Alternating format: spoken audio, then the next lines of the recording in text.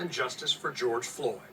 How citizen cell phone video forced the country to confront systemic racism in policing, while partisan media tried to present fear-fueled alternative facts. Just take a listen. When unpopular people seem guilty, you just go ahead and punish them. That's the new rule. Years ago, we called this lynching. Now we call it equity. They are not focused on the tragedy of George Floyd, because for them, he was just a stepping stone to tearing down America. The jury in the Derek Chauvin trial came to a unanimous and unequivocal verdict this afternoon. Please don't hurt us. But convicting him of second-degree unintentional murder, to me, in my opinion, is nothing short of bowing to the mob here. If anybody that's watching right now thinks that BLM has anything to do with Black lives, you need to have your head examined. Maxine Waters calling for violent confrontations on the streets. Sounded insurrectionist-like to me. Minnesota, protesters were yelling at police, get the blank out, and in New York at that local restaurant, we don't want you here, we don't want you here. Good. And you know what? You should be barred from anyone who says that. You are no longer allowed to use 911. Journalism is about decisions, but reality is more than a Rashomon test. So, is this a movement or just a moment? Joining me now to discuss is Errol Lewis, CNN political commentator and anchor for Spectrum News. David Zerwin, media critic for the Baltimore Sun, and CNN's Adrienne Brodus, live from Minneapolis. She's been covering George Floyd from the very beginning of this case. Thank you all for joining us. David, you wrote a column recently about the Chauvin verdict and compared the impact of video in this case and its impact on the national consciousness to indelible images of police dogs in the Birmingham during the civil rights movement. So, what influence do you think coverage of these crimes can have when it comes to actual social change and legislation? Oh, that's a big question. I mean, I'm hopeful that it will lead to social change. But if you take the two camera instances in this together, first the video that was shot by Darnella Frazier, then a 17-year-old, and you take it, John, with the cameras in the courtroom, it was, I think, a hugely powerful statement. Here's what I mean. That video, of course, as it's been written about forever by everybody, really rocked the world with this. Showed more than 9 minutes of execution, of torture. That's one thing. It had that impact back last May. Then it had another impact when it was shown as the centerpiece at the start of the trial, shown to a TV audience.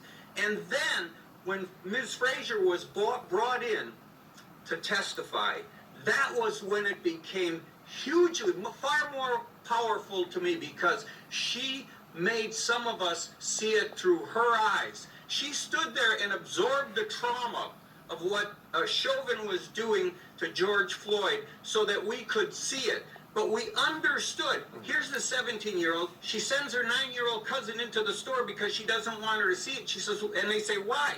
She says, because a man was being killed. He was suffering. He was crying for help. That's wrong. She knows that. She has that kind of empathy, that kind of moral center, this 17-year-old. And yet we see Chauvin in there, stone-faced, looking like a killer, and the juxtaposition was enormous. So the cameras in the courtroom, John, really mattered, because if they weren't there, we wouldn't have heard her words, which further contextualized that video into a more powerful way. So what I'm saying is, you take the video, what we have now, television, and then letting cameras in the courtroom for that trial, yes, I believe it had the same kind of impact evening news film footage of civil rights demonstrators being abused in the South in the 60s had. Will it have the same impact for social change? As you know, there's a million factors involved in that, from who's in Congress to who's the president, etc. Sure. Well, Adrienne, look, I want to take this to you because you've covered this from the beginning, and there's no question that the courageous young woman's video changed the course of this case. And as evidence of that, I want you to take a look at the original police report for the George Floyd incident, where the police described him as resisting officers and then appearing to be suffering medical distress and then not dying on the scene. So if it weren't for the video, that would have been the official narrative. You were covering this on the ground at the time. What lessons do you think journalists need to learn from this? Question, question, question. And we also need to question members of law enforcement. That includes police. I remember that night when I saw Darnella's video. At the time, she only had about 200 views. I called up my station. I said, hey, do we know about this incident between a man and Minneapolis police? And the overnight editor said, yeah, Adrian, we got a news release about that. I'll email it to you. And we also got sound with the public information officer. We're not doing anything on this. They told us it was a medical condition. So I wrote a letter to my entire newsroom, and I included Darnella's video and some of the messages I traded back and forth with Darnella. We can rely on police for basic information. For example, what street did this happen on? What time did this happen? But we need to keep what the police are saying in context. And what I mean by that is we need to compare it to what witnesses and people on the ground are saying. For example, if you have a group of witnesses singing the same chorus that matches and is a big difference compared to what police are telling you, you need to include that in your reporting. I remember Darnella saying, Adrian, do not let the media cover this up. I cannot believe this is what police are telling you. And if it hadn't been for her video, we wouldn't be having this conversation right now. I personally wish we had citizen journalists like, and I called her a citizen journalist, but citizen journalists like Darnella Frazier 2 decades ago when my own cousin was shot and killed in California by police. A traffic stop. In that case, his tail light was out. And if I know my cousin, he was trying to get to a safe spot where there were witnesses, where there was light, because that's what our parents taught us. But there were no cameras, and his life ended, and he was an Army veteran. That is a horrific story, and it's one that we've seen too many echoes of even in recent days, which gets to the core question, Errol. You know, as our former colleague Jack Newfield used to say, journalism is not about being a stenographer to people in power. But you're also the son of a NYPD officer. And so where do you think that line is between making sure that we are questioning the official version of events when the PD puts it forward, but also being appropriately skeptical when there is an outcry, but the facts don't fit the narrative? Yeah, a decent journalist should be immune to the idea that something is more authoritative or more reliable simply because it's coming from people in power. The government is elected by people just like us. The departments are run by people just like us. Those people can make mistakes. They can have nefarious intentions. They can lead you into a really bad place, just like any source can. And so it's important to not drop your suspicions, not drop your professional standards, just because the person giving you the information has a title or wears a uniform. We've seen that over and over and over again. And especially in this day and age when people have cameras, when almost every person you can assume, or every other person, has high definition video at their fingertips, literally, you should continue looking. You know, you don't just email around somebody's press release. You look for something a little bit more authoritative if you possibly can. You stay well sourced within the department. You make person-to-person contacts with people because there are, in any large organization, there are people who understand that the organization can make mistakes, but their own personal integrity matters.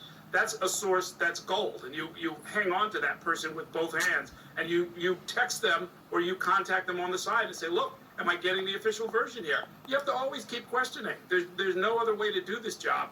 I think as we've seen in this case, it is vitally important. If the police department had gotten away with the cover-up of the murder of George Floyd, what a black mark it would have been on our profession forever and ever. And it's really a cautionary tale that should be taught in journalism school and that people should keep in mind every single time they get a press release from their local department, John.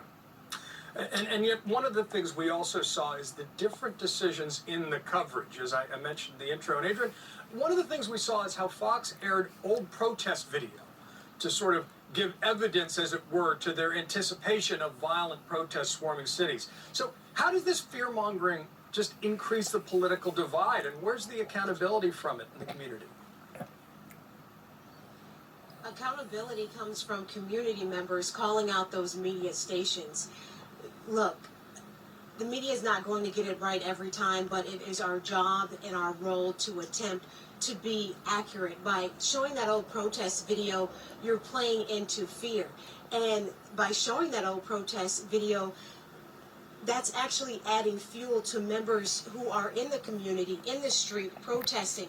What we've seen in the last year is more independent journalists rise. We've seen independent journalists covering the Chauvin trial. They are now starting to activate and cover and tell their own stories because they don't want the narrative to be misinformed. They want the narrative to be exactly what they're seeing. They want the narrative to be what they're hearing. And we saw a lot of that over the course of the last 3 weeks. We sure did. And David, just final to you. You know, we saw also in recent days Fox News hosts trying to double down on the big lie, but also change its definition. Laura Ingraham in particular, saying that the big lie is that the existence of systemic racism itself. David, I want to get your take on it, and then Errol will give you the final word. You know, I don't think it's ever been more important, and I've been doing this for a long time, for media critics like me to call out Fox repeatedly for this. I've been writing columns saying, look, this was founded as a political tool by Roger Ailes. Fox was founded. But it behaved in a quasi-fashion, did some news. Since Donald Trump, it has completely become a tool of propaganda. We shouldn't even treat it like the press anymore. They have news in their title, which is to mock the name of news. We have to call them out when they do this because we see how incredibly destructive this is to democracy. There's no doubt Rupert Murdoch and Fox News are now a danger to democracy, and they should be treated that way. If they won't do it in the federal government challenging licenses or any way that they can do it through regulation, we have to keep doing it in the press. We have to keep pounding away at it and call them out the way they're being called out right now by this production. Well, pursuit of the truth is our core responsibility. Errol, final question to you. How do we turn this to a movement rather than a moment as a nation? The nation is moving forward. The institutions held. The media, by and large, did what it was supposed to do by showing the trial, by airing the information fully. The courts did their job, the justice system. They did not take the guilty plea that Derek Chauvin desperately wanted. His attorney ran and tried to plead him out and said that they would take 10 years in prison right up front. The prosecutor said nothing doing, including the federal prosecutor, including Bill Barr, by the way, who was the U.S. Attorney General at the time, and we should give him credit for that. The system worked as it's supposed to in the sense that the jurors went and did their duty. Everybody seems to be doing what they're supposed to do, with some notable exceptions, like the folks at Fox News who try to act as if there was some untoward influence on the jury, as if the streets were going to be filled with rioters and so forth. We have a movement in place, the largest mass movement measures in U.S. history, John. Oh, you can buy it. Thought he was wrapping up.